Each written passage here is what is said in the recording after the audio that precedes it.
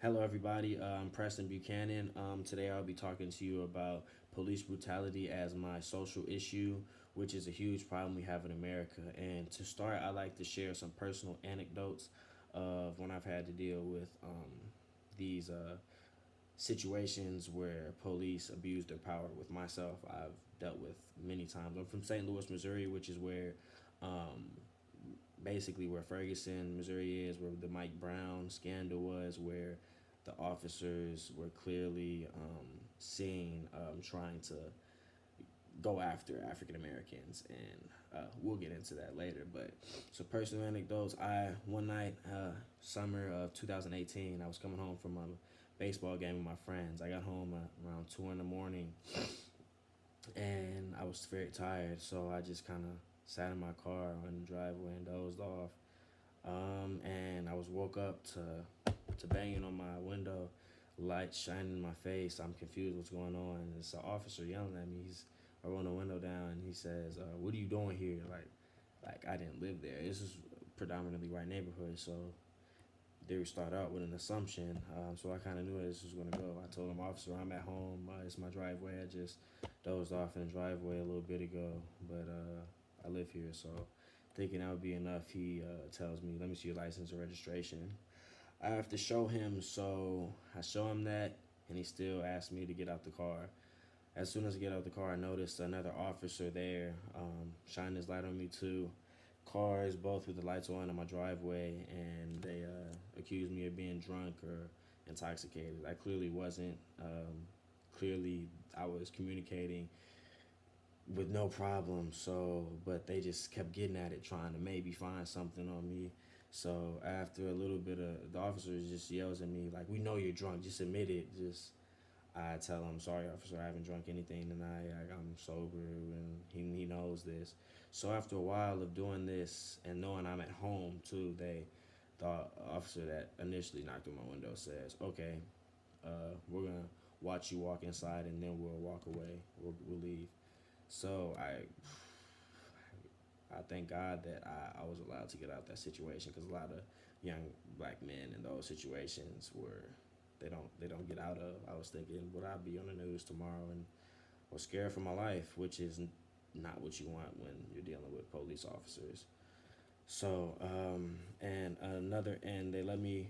I went inside and told my father about the incident, and he just basically told me, "You got to come inside. You can't risk that or anything." So that's one incident. Another incident I dealt with was with a friend playing with BB guns in a neighborhood, and I guess they got the wrong idea, and without asking questions, the officer pulled up on my friend and pulled his gun out and told him if he moves, he'll blow his head off, to a 12-year-old with an obviously, like, clearly not a gun. It's clearly fake. But those are just a few anecdotes. I have a lot I can share, but those are just some to get at. And so, with these points, I would like to get at today. Three of them are the prejudices and our justice system and police have against minorities in their communities. And also, I will be talking about the effect of media, social media, with the police brutality, how it's put it in the limelight and shown the problem with it. And finally, I'll talk about how the police officers have been let off so many times just with no repercussions or anything in so many different situations. So, those are some of the main topics I'll get at today. So, to start, I want to speak on how minorities are targeted very often by police officers.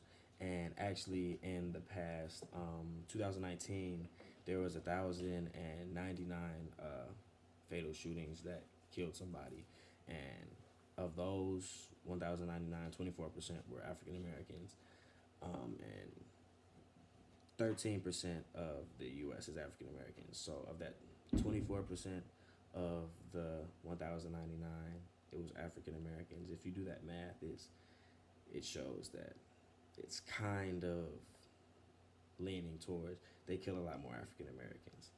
And so, with that being said, I like to start on the history of that discrimination and racism, which comes from back in the 1900s, where after slavery and was abolished, and African Americans were becoming more adamant in the society.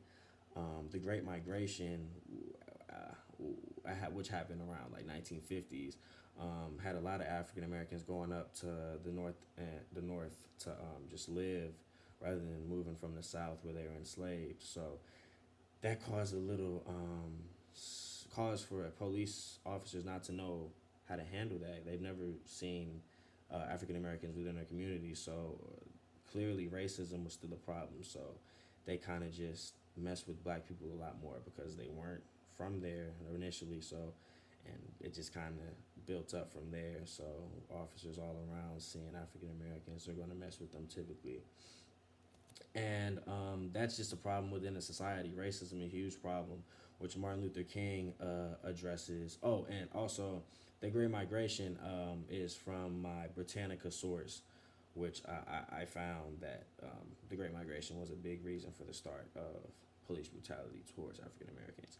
And for a quote from Martin Luther King where he addressed racism in our society, he says, "Our society is poisoned to its soul by racism, which pours into the wrongdoings of officers towards the people." So, and thirdly, the stereotypes are why so many minorities are stopped or talked to in these situations. Stereotypes that the drug dealers or something wrong with them.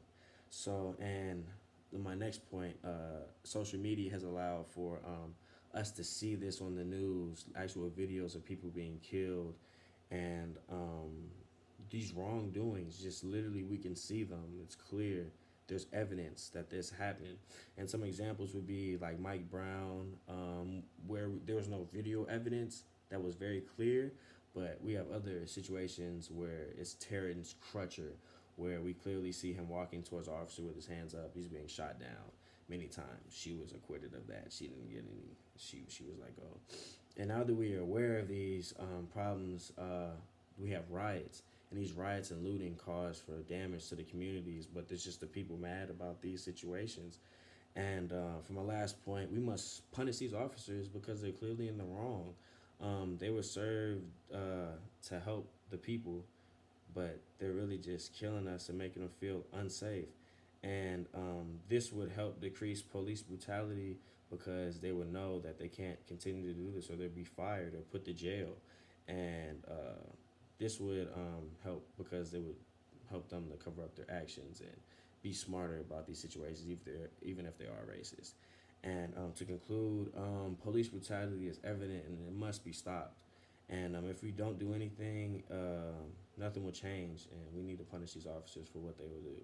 And letting them go just leaves minorities fearing for their lives whenever they're stopped. I know personally I am. Whenever I pass by an officer late at night, I'm fearing for my life. So police brutality is a big problem in our nation, and I feel like we need to do something to stop it. And I feel like that action is punishing officers for the wrongdoing.